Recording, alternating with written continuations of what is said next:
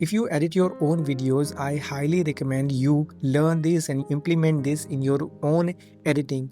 Doesn't matter if you're doing it in Final Cut Pro or Adobe Premiere Pro, you have to use this to speed up your video editing 10x, and it's free to use. I have been using Final Cut Pro for 7 to 8 years. I thought I am the fastest video editor out there. But when I implemented this in my workflow, I improved my speed even further. The tool that I'm using is called Stream Deck. There is proper hardware available by Elgato, which you can attach it to your computer. You get a lot of keys which you can map for different purposes. But there is a free option as well. They have got an app which you can install on your mobile phone, iPad or iPhone, and you can use this app just like a Stream Deck. I have installed it on my iPhone. Whenever I am editing in Final Cut Pro, it automatically recognizes that I have opened Final Cut Pro. This mobile phone application is automatically connected. The free version gives you 6 keys in one page, but there is no limit on creating pages. You can create as many pages as you want. But if you want to unlock more buttons on single page, you need to pay a small one-time payment. You get lifetime access and can then add as many buttons as you like. I have created 3 different pages for 3 different type of workflows. One is related to sound. The second page is dedicated to adding effects and text, etc. And the third page is making cuts and adding transitions and adjustment layers. Let me quickly show you how I am using this Stream Deck application to speed up my workflow. For example, I'm editing a reel here. This is how I used to work before implementing this workflow. I had this layer and I used to duplicate this layer because I want to separate myself from the background so that I can use text and other B-rolls between the background and myself. It looks cool in Reels. So I create a duplicate and then I add this plugin called Kuiper on the top layer, which will remove the background, but you cannot see it right now since both layers are visible. If I disable the first layer, you can see that this has been done.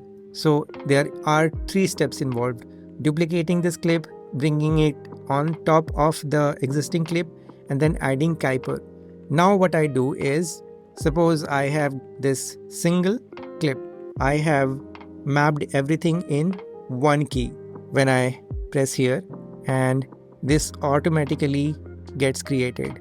All 3 actions are created and this is duplicated. All I have to do is bring this on top of my original clip. I saved a few seconds here. Now I want to add text. I have mapped everything. So I want to add some text behind the subject, between the background and the subject. I want to add a plain background so that it is not cluttered and the text is also readable.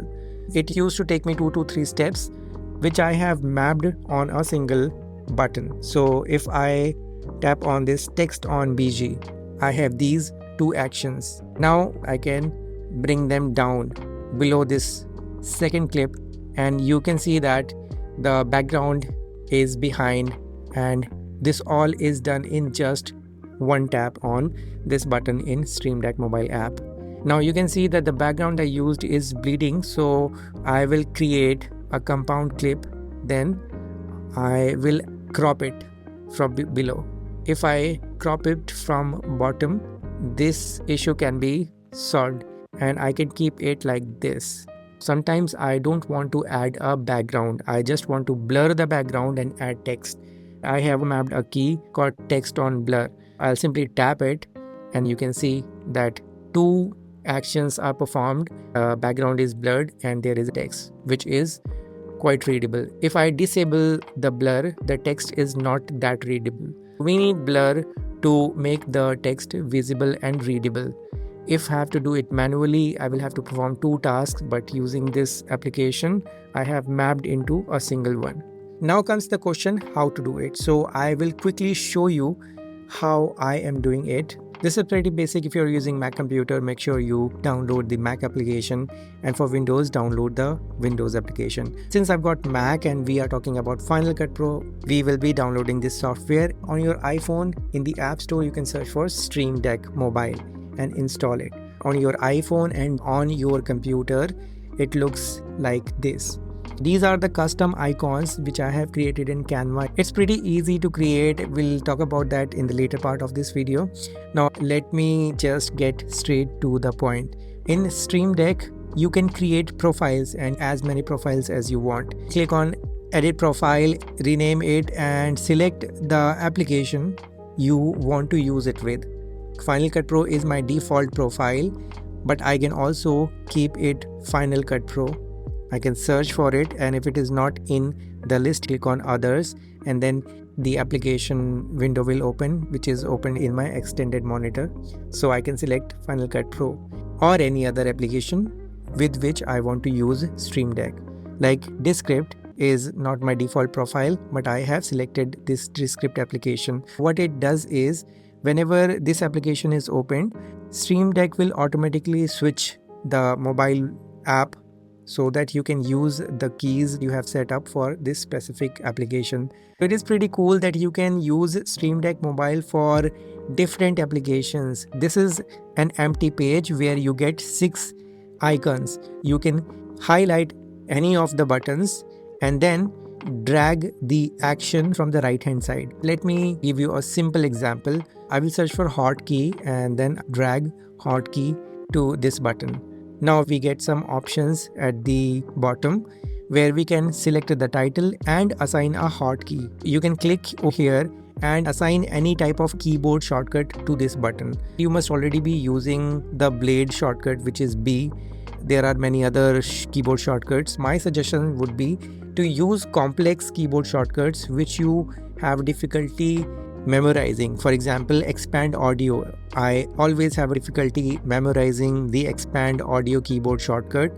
So I will map that one to this key. When I have Final Cut Pro open, I can go to preferences and then in the command section, I will see all the keyboard shortcuts. To map this key, I will press that key over here and this will be the button. So the next time if I have to perform that action, I can simply tap this button on the mobile application on my iPhone.